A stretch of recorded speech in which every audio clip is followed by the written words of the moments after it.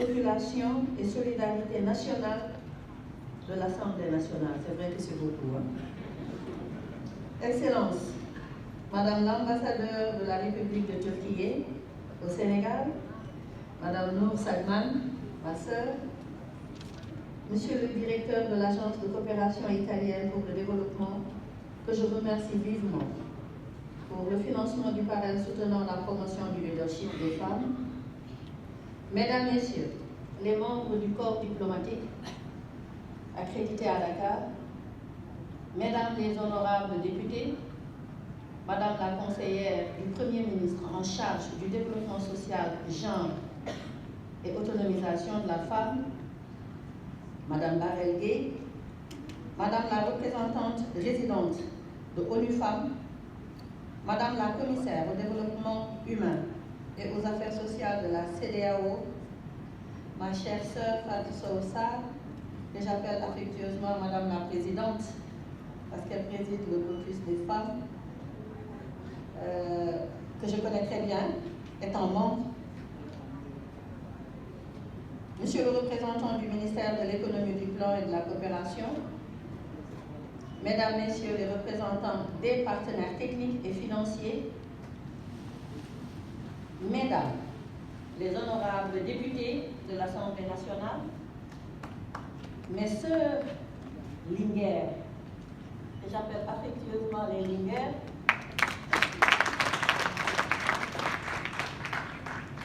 Mesdames, Messieurs les représentants des partenaires techniques et financiers, Madame Koumba Gawlo Seck, artiste, chanteuse, ambassadrice du Suède, Mesdames les présidentes des organisations de femmes et de jeunes filles, distingués invités, en vos rangs, titres et grades, tout protocole observé. C'est avec une très grande fierté, dans un élan de solidarité enthousiaste, que je me retrouve aujourd'hui devant vous. À cette rencontre d'échange et de co-construction avec les leaders d'organisations de femmes et de jeunes filles autour du thème Vision Sénégal 2050, rôle des femmes, engagement et perspective. Je voudrais tout d'abord exprimer particulièrement mon réel plaisir d'avoir l'occasion de communier avec mes braves sœurs, leaders, qui ont répondu massivement à notre invitation. Votre belle mobilisation d'aujourd'hui illustre si bien en été votre engagement patriotique en faveur du développement de notre pays en général et de notre attachement constant à relever les défis qui interpellent les femmes et l'amélioration de leurs conditions en particulier. Mes remerciements vont également à l'endroit des partenaires techniques et financiers qui accompagnent mon département dans divers domaines en vue de faire avancer la promotion des droits des femmes ainsi que leur autonomisation et leur leadership. Mesdames et messieurs, cette rencontre intervient dans un contexte marqué par un bilan macabre de nombreuses pertes en vie humaine, frappant les femmes et les filles, soit dans des accidents comme ça a été récemment le cas avec la disparition de l'honorable Fanta Sagna, arrachée brutalement à notre affection par un coup inattendu du destin, ou de cas de viol, parfois suivis de meurtre, comme ce fut le cas de Mariama Sagna, mais comme le cas de Diarisso à Malika, ou encore Yamoundiaï à Touba, et d'autres cas laissant des séquelles traumatiques, notamment Rabia Toubali à Joal et Sokna Fall à Mbaké. Je voudrais à ce titre rendre un hommage à Feu Fanta Sagna, ancien membre du HCCT,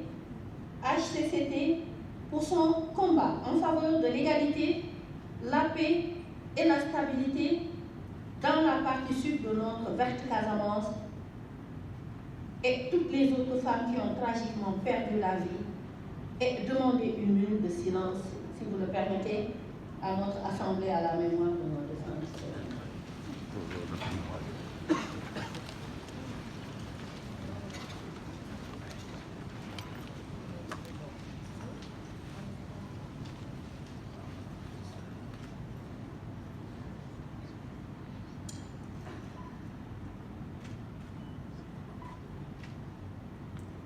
remercie pour cela.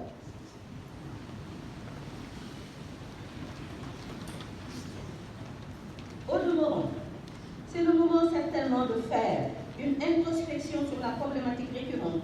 des violences que subissent les femmes et les jeunes filles, mais aussi d'interroger les facteurs qui les favorisent. Je ne doute point que vos analyses et recommandations déboucheront sur des propositions concrètes et stratégies efficaces en vue d'apporter des réponses durables au phénomène de la violence qui inhibe non seulement le potentiel des femmes et des filles, mais aussi constitue un frein à leur épanouissement. Ce tableau lourd et sombre devrait nous inviter à l'introspection sur la problématique récurrente des violences que subissent les femmes et les filles, mais aussi d'interroger les facteurs qui les favorisent. Je ne doute point que vos analyses et recommandations déboucheront sur des propositions concrètes et stratégies efficaces pour apporter des réponses durables au phénomène de la violence. Mesdames et messieurs, le 24 mars 2024, le peuple sénégalais a réaffirmé sa souveraineté en portant son choix avec une majorité écrasante sur le projet de société proposé par son Excellence, Monsieur le Président de la République, Bassirou Diomaye Diakhar Faye, annonçant une vision de rupture, d'espoir et de changement de paradigme de développement. Fort de cela, la vision Sénégal 2050 pour un Sénégal souverain, juste et prospère, assortie d'une stratégie nationale de développement SND 2025-2029, a été brillamment déclinée dans la déclaration de politique générale de Monsieur le Premier ministre Ousmane Sonko, qui a mis l'accent sur le rôle décisif du secteur privé,